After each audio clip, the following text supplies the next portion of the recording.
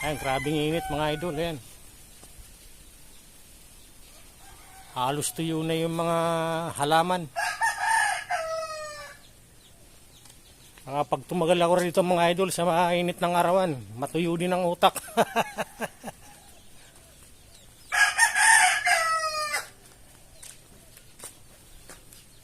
Ito mga idol, oh.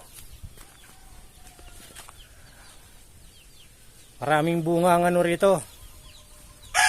Indian Mingo. Ito. Putot pa.